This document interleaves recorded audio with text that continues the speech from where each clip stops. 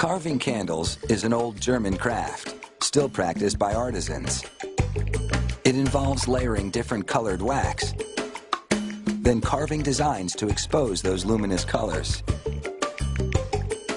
It's hard to beat the radiant beauty of a carved candle.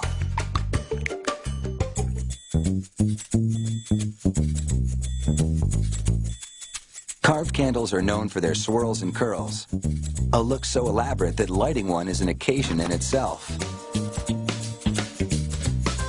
The process starts with vats of hot wax in various colors.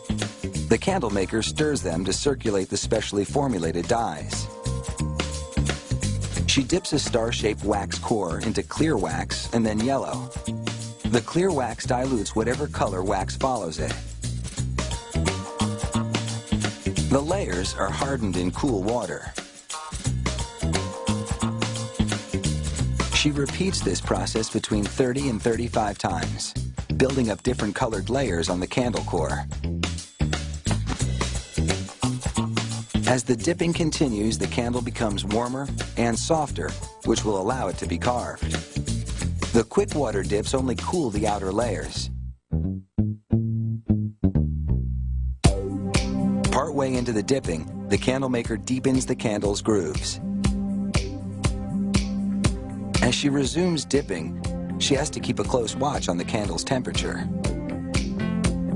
If it absorbs too much heat, it'll be too soft to carve. But if it's too cool, the wax can splinter. Achieving the right consistency is crucial. It's almost time to get carving. But first, the candle maker squeezes the drippings together and slices them off.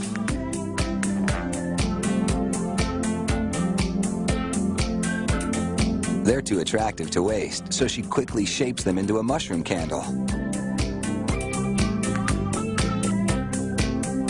She pokes a hole in the center for the wick, and within moments, the candle is complete.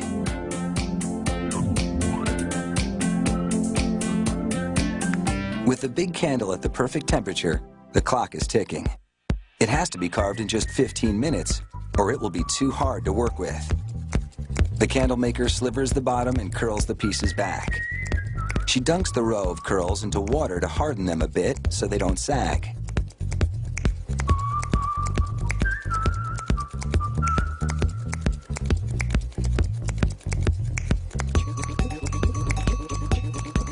On the second row, she curls each row in the opposite direction to the one before. She carves a total of 4 rows, with the last curls fixed upright. Using a square-edged gouging tool, she cuts a windmill design into the upper section of the candle. Then she shapes the wax cutout into a base for the windmill.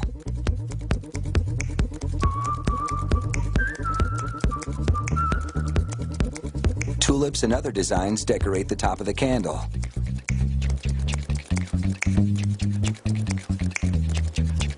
She must work with a quick but steady hand. It takes at least a year of training to learn to carve with such confidence. This one is a neat trick. She jiggles a straight-bladed knife to cut the fluted edge of a hummingbird wing.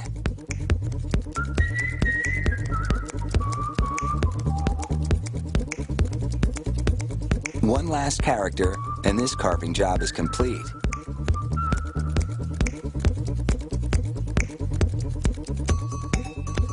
Now, she presses a cookie cutter-like device around the wick. This forms a well that will allow the wax to burn down the center instead of dripping down the sides, which would ruin the carving.